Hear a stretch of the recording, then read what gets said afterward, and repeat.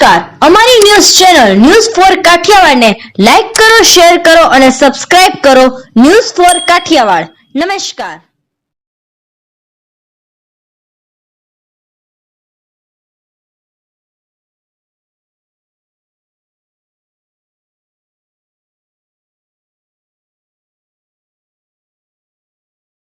જૂનાગઢ મહાનગરપાલિકાની ચૂંટણી અંતર્ગત પ્રચાર પ્રસાર પહોંચ્યો અંતિમ ચરણમાં.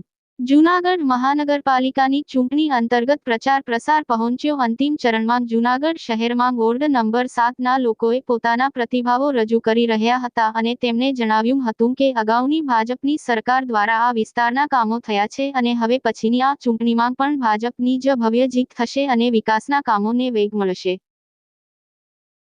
જૂનાગઢ મહાનગરપાલિકાની ચૂંટણી જ્યારે જાહેર થઈ ગઈ છે ત્યારે આપણે વોર્ડ નંબર 7ના રહીશો સાથે સીધી જ વાત કરશું.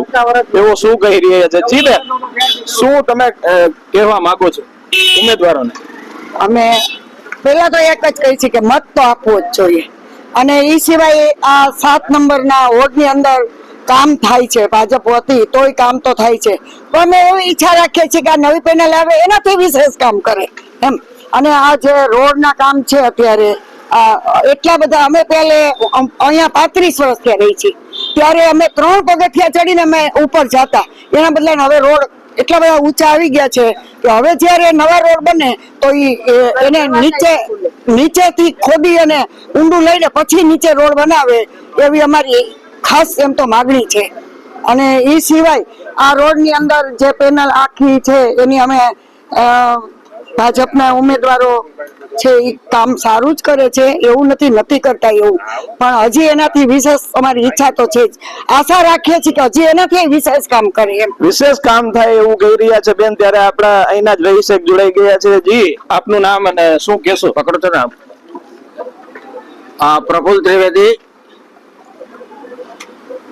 જનસંઘથી માંડીને ભાજપની જે યાત્રા છે આજની, એ યાત્રાનો સૂર્યકાંત આચાર્ય સાથેનો, કેશુભાઈ સાથેનો એક સૈનિક, જ્યારે આપ પ્રેસ મીડિયા વોર્ડ નંબર 7ના મુલાકાતે આવ્યા છો ત્યારે મારે જ્ઞાતિના સમીકરણ બાબતમાં કાંઈ કહેવાનું નથી, પણ 4 ઉમેદવારો છે, એ 4 ઉમેદવારોમાં ભાજપ જે છે એમણે ગણતરીપૂર્વકના જે ઉમેદવારો મૂક્યા છે એમાં સૌથી પ્રથમ પુરુષ કડવા પટેલને ટિકિટ આપી છે. મહિલાઓમાં એક બ્રાહ્મણને ટિકિટ આપી છે. બીજી મહિલાઓમાં એક જૈન કમ બ્રાહ્મણને ટિકિટ આપી છે. ચોથી ટિકિટ જે છે બક્ષી પંચની, એ આ વિસ્તારમાં ક્ષત્રિય સમાજ, જેને કાઠી સમાજ કહેવાય, એ કાઠી સમાજના આગેવાનને ટિકિટ આપી છે. મારો કહેવાનો મતલબ એવો છે કે ભાજપે જે જ્ઞાતિના સમીકરણોને લઈને જે ટિકિટો ફાળવી છે એ ટિકિટોમાં અમને કોઈ અસંતોષ નથી.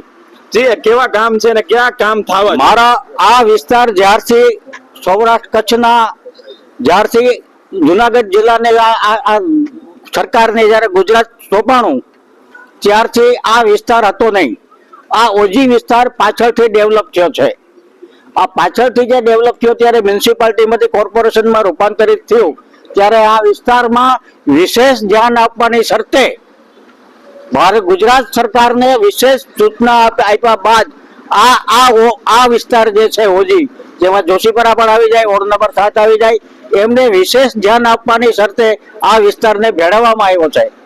મારે આ વિસ્તારના ભાજપના હોય કે કોંગ્રેસના હોય, જે કોર્પોરેટરો ભૂતકાળમાં હતા અને હવે પછી આવશે, એમાં મારે એટલી વિનંતી કરવાની છે કે ડેવલપમેન્ટ જે છે એ ડેવલપમેન્ટનું કામ ચાલુ છે.